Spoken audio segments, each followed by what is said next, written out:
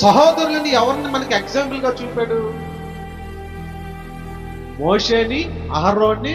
దావీదు అహరోను మోషే గురించి ఎందుకు రాస్తున్నాడు? అన్నదమ్ముల బాండింగ్ అంత బాగుంది, అర్థమైందో లేదు. వారి యొక్క అన్నదమ్ముల ప్రేమ అంత అద్భుతంగా ఉంది. ఎక్కడ అద్భుతంగా ఉంది? భూలోకంలోనూ అద్భుతంగా ఉంది, దేవుని ఎదుట అద్భుతంగా ఉంది, 20 లక్షల మంది ప్రజల ఎదుట కూడా అద్భుతంగా ఉంది. ఈ అన్నదమ్ముల అనుబంధం, ఈ ప్రేమ. భూమి ఆకాశము సృష్టించిన ఆ దేవుడే మనకు ఆశీర్వాదము, ఆ దేవుడే మనకు శాశ్వతమైన జీవము, ఆ దేవుడే మనకు మేలు, ఆ దేవుడే మనకు మంచి, ఆ దేవుడే మనకు మనోహరము. అది ఎలా ఉంటదంటే అది తల మీద పోయబడిన అహరోను గెడ్డము మీదుగా కారి తన అంగీల అంచు వరకు దిగజారిన పరిమళ తైలము. పరిమళ తైలం అంటే పర్ఫ్యూమ్, అంటే అత్తరు, అంటే అదొక సెంటు, అంటే అదొక సువాసన కలిగిన ద్రవం. అది ఉదయం పూసుకుంటే 3 రోజుల వరకు ఆ స్మెల్ ఆహ్లాదకరంగా ఉంటుంది. అబ్బా ఏం పర్ఫ్యూమ్ కొట్టాడు రేడు 3 రోజుల వరకు మర్చిపోయి చూసారా? అలా ఉంటది.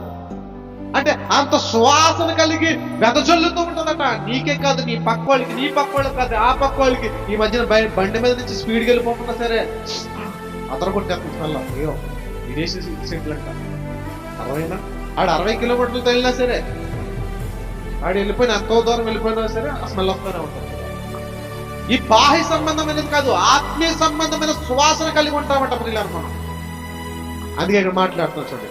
పరిశుద్ధ స్థలం వైపు మీ చేతులెత్తి యెహోవాను సన్నతించుడి.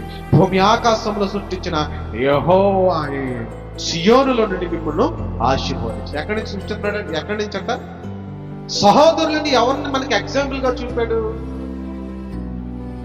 మోషేని, అహరోన్ని.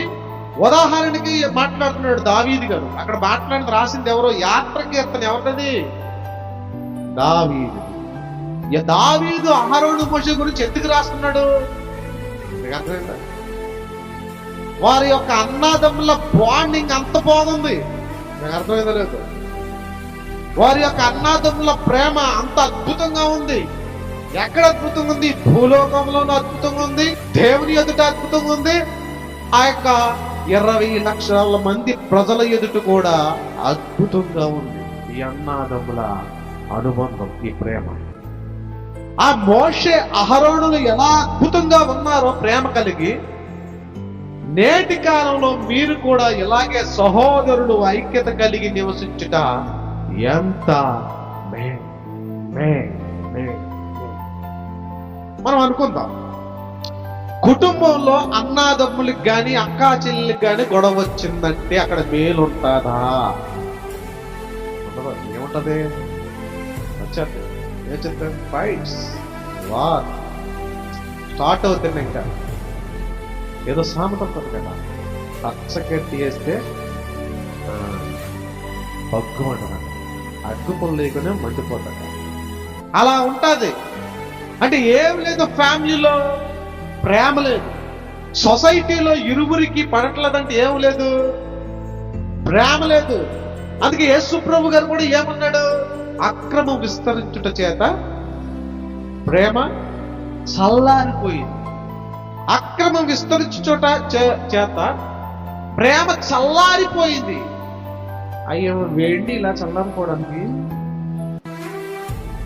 అవేమన్నా వేడిని ఇలా చల్లారిపోవడానికి, లేకపోతే స్పెషల్గా ఏమన్నా వంటకమా చల్లారిపోవడానికి?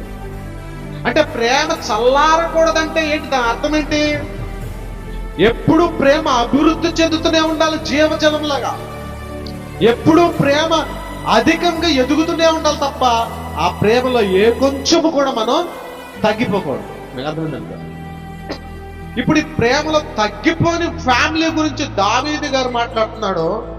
అహరోను మోషే ఎలాగైతే ఉన్నారో ఆ ప్రేమ బంగారం కంటే కూడా గొప్పది. బంగారం అంటే అక్కడ రాజేష్ ఒకసారి సహోదరులు ఐక్యత కలిగి నివసించుట ఎంత మేలు, ఎంత మనోహరం. మనోహరం అంటే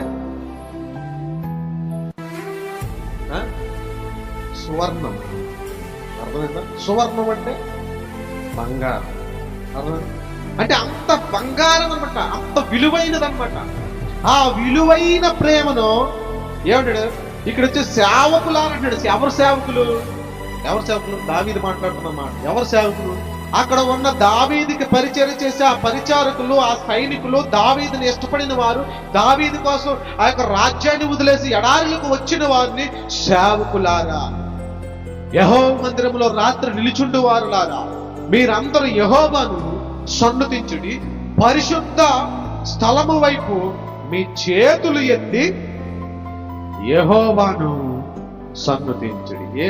ఎక్కడ చేతులు ఎత్తారంట? పరిశుద్ధ స్థలం వైపు మీ చేతులకి యెహోవాను సన్నుతించుడి. భూమి ఆకాశములను సృజించిన యెహోవాయే సియోనులో నుండి నిన్ను ఆశీర్వదించును. ఆధ్యాత్మిక జీవితం కంటే ప్రభువుని స్తుతించిన స్తుతి గానాల కంటే కూడా, ఆ సినాయి పర్వతంలో స్మరించిన ఆ దేవుని స్మరించిన దీవెనాత్మల కంటే కూడా చాలా చాలా ఆశీర్వాదకరంగా ఉంటుందంట. ఆశీర్వాదమే కాదంట, ఇంకోటి చెప్తాడు, శాశ్వతమైన జీవము కూడా దొరుకుతుందట. యెహోవా సెలవిచ్చి ఉన్నాడని మాట్లాడు. 34వ అధ్యాయంలో మాట్లాడుతున్నాడు. యెహోవా సేవకులారా, యెహోవా మందిరములో రాత్రి నిలుచుండు వారులారా, మీరందరూ యెహోవాను సన్నుతించుడి. ఎవరందరట?